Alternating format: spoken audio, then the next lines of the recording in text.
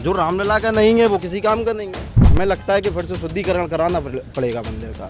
इनको आना ही नहीं चाहिए मंदिर में। इन्हें क्या पता कि भगवान क्या होते हैं, ये तो राक्षस हैं। दो पार्टी का एक बच्चा अलग, देखो गांधी ने यात्रा निकाले, यात्रा करते करते मर जाएंगे ये। 22 तारीख को राम मंदिर का प्राण प्रतिष्ठा है। इसके अलावा मंदिर का उद्घाटन भी है। प्रधानमंत्री नरेंद्र मोदी ने इसको लेकर के पूरे देश को निमंत्रण भिजवाए हैं। साथ ही कांग्रेस पार्टी को भी भिजवाया गया था। विपक्ष के तमाम नेताओं ने वहां जाने से इनकार कर दिया और कांग्रेस पार्टी ने भी वहां जाने से स्पष्ट इनकार कर दिया है। ससम्मान न्योता अस्वीकार कर दिया है, ये कहते हुए कि ये बीजेपी और प्रधानमंत्री मोदी का 2024 के लिए कार्यक्रम है। लोगों से मैं जानने आया हूँ कि क्या वाकई में ऐसा कुछ है कि क्या राम को लेकर के सियासत इतना ज़्यादा बढ़ गई है कि कांग्रेस मंदिर जैसे निर्माण जिसका 500-550 सालों से इंतज़ार था उससे इनकार कर दिया।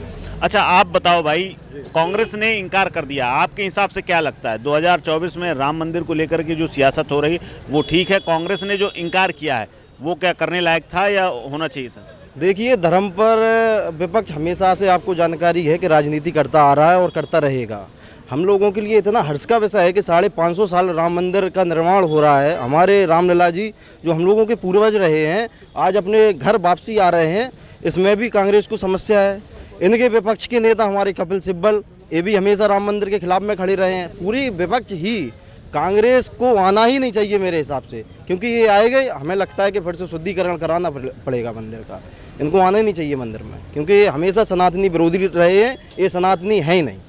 अच्छा, ये सनातनी नहीं है? बिल्कुल नहीं है, मेरे हिसाब से बिल्कुल नहीं है। जो हमेशा, अब जैसे आप बताइए, इतना बड़ा मौका है हमारे देश के लिए, राम मंदिर बनने वाला है और ये आ नहीं रहे हैं, इसको आप किस रूप से देखेंगे? ये हमेशा विरोधी रहे हैं और विरोध करते हैं।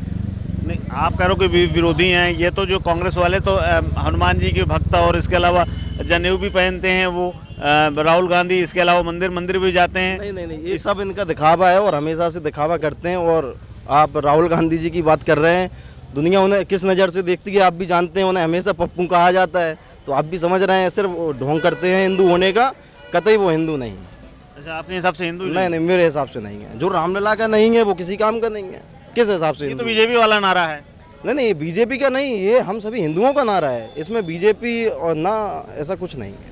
हम हिंदू हैं, सनातनी हैं, हम अपना विषय रखते हैं। अच्छा आप बताओ, कांग्रेस पार्टी को बुलाया गया था कि राम मंदिर में आइए, राम मंदिर में आकर के जो है प्राण प्रतिष्ठा का जो कार्यक्रम है उसमें शामिल होइए, लेकिन कांग्रेस पार्टी वालों ने मना कर दिया। क्या लगता है, जाना चाहिए था? उन्हें बिल्कुल जाना चाहिए था। इतने इसलिए रामलला इतने दिन के बाद अगर हम अपना घर वापसी हुए हैं तो अगर चाहते हैं कि हिंदुस्तान में है तो उनको जाना चाहिए। रही बात पॉलिटिक्स की, ये पॉलिटिक्स नहीं है। उनकी पॉलिटिक्स ये लग रही है कि अगर हम इनके कार्यक्रम में जाएंगे या इस रामलला के कार्यक्रम में जाएंगे तो मुसलमानों की वोट कट जाएगी हमारी। ऐसा नहीं है, ऐसा नहीं है। ऐसा है, ये भारतीय जनता पार्टी का पर्सनल आयोजन है और इसमें किसी राजनीतिक दल का जाना उचित नहीं है। रामलला को सीमित कर रहे हैं, देख लेना आप लोग। रामलला मतलब बन रहे हैं कि बस केवल भारतीय जनता पार्टी की रामलला है, पूरे देश के भगवान हैं।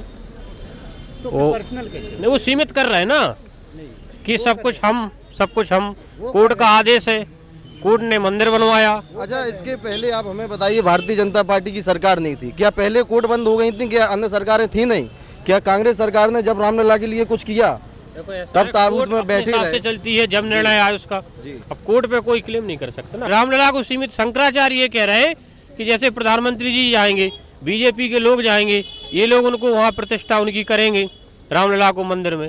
तो राजनीतिक कोई भी दल हो, कोई भी नेता हो, आप इतने पाक तो है नहीं, मंच से 2000 झूठ बोल देता है। किसी अच्छे शंकराचार्य को बुलाते या किसी को उनके द्वारा करवाते। अब कह रहे हैं ना कि वो तो भारतीय जनता पार्टी का आयोजन है, 22 तारीख के बाद सारी राजनीतिक पार्टी जाएंगी।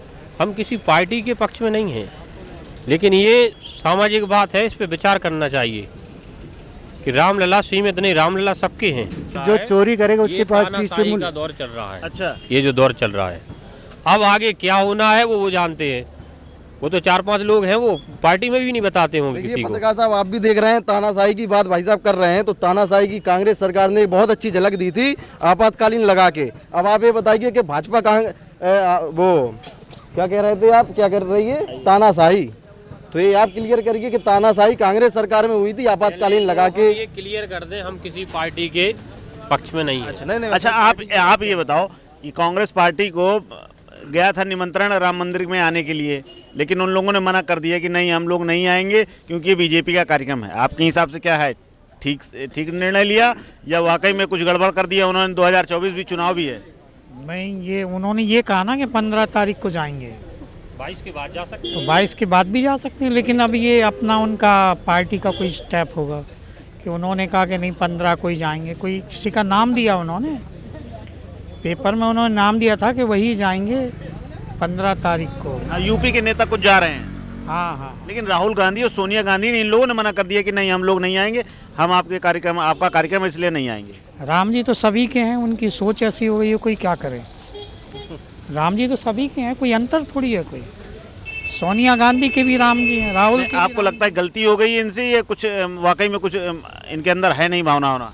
नहीं, भावना तो होगी ही, ऐसा नहीं होता कि नहीं है, क्योंकि राजीव गांधी ने जब ताला आला खुलवाया तो क्यों खुलवाया नहीं, तो इसलिए है तो। लेकिन अब हो सकता है उनका क्या पार्टी का स्टैंड रहा हो, उन्होंने जो कुछ किया है वो ये भी है। अच्छा, आप ये बताओ कि कांग्रेस पार्टी को प्रधानमंत्री का जो कार्यक्रम है प्राण प्रतिष्ठा को लेकर के राम मंदिर का, उसमें बुलाया गया था कांग्रेस वालों को, लेकिन नहीं आ रहे हैं। इसके अलावा शंकराचार्यों ने भी मना कर दिया। नहीं, ये कोई चुनावी, ये सब चुनावी मुद्दे बना लेते हैं, ये कुछ चुनावी मुद्दे नहीं है। ये हर किसी एक बंदे को, वो तो राजनीति में है वो सब, हम तो बिगड़ राजनीति का, हम पब्लिक है। हमारे घर भी आया है नोता, एक पर्चा है उस पर चावल है, उसमें वो हमें भी नोता आया है कि अपने घर पे उस दिन वो राम मंदिर के लिए दिए जलाए। तो सबको नोता दिया गया है राम मंदिर के, सबको। जो अखिलेश यादव को भी भेजा, उन्होंने भी वापसी कर दिया। सोनिया गांधी ने भी बोल दी है। इनके लिए बस मुद्दा चाहिए इन्हें, या मोमडन को खींचना है बस, इनको बस मोमडन को खींचना है, क्योंकि इनको ये दिखाना है कि हम नहीं जाएंगे तो जो मोमडन है वो हमारी तरफ आएंगे, आकर्षित होंगे हमारी तरफ। तो बस इनको यही मुद्दा खींचना है, बस इसलिए नहीं जा रही है। नहीं तो 20% मोमडन है देश में, उनके भरोसे क्या चुनाव जीत जाएंगे क्या ये लोग? बाकी 80% का क्या होगा? बाकी 80% लोग भी तो हैं। तो कई ऐसे हिंदू भी तो है। कैसे हिंदू हैं? जो डेली बोलते हैं कि रोज़गार चाहिए, रोज़गार चाहिए, रोज़गार चाहिए, और सामने पूछो तो पढ़ा लिखा कुछ है नहीं, उन्हें रोज़गार चाहिए। तो उसमें कई ऐसे हिंदू है, जातिवादी में कट रहे हैं ना, जातिवादी से पीछे हो रहे हैं, इसलिए हट जाते हैं। कई हिंदू उनमें शामिल हो जाएंगे, मोमडन हो गए, दलित हो गए, सारे जो एक सब उधर जा रहे हैं कि राम मंदिर बन रहा है। दिक्कत ये है कि राम मंदिर इनकी सरकार में नहीं, इन्होंने सपोर्ट करा नहीं। अब बीजेपी सरकार है, अब 24 में चुनाव जीतना है, ये तो आंख बंद करके जीतना है। तो कितना भी ये पापड़ बेल ले, कितने भी घोड़े लगा ले, इनके बस के कुछ भी नहीं है। और ये ना जाए तो बढ़िया है, ये राम मंदिर को और गंदा कर देंगे। शनिचर हैं, शनिचर हैं कांग्रेस वाले, शनिचर हैं ये। वहाँ पे जन्म, ये देखो, जब योगी सरकार जब सीएम बने थे तो जिधर वो बैठते थे वहाँ पे गंगा जल से धुलाई हुई थी। इन लोग हैं ना, ये इनकी वजह से वो पूरा, जिधर वो बैठते थे ऑफिस में, वहाँ पूरी धुलाई करी थी गंगा जल से।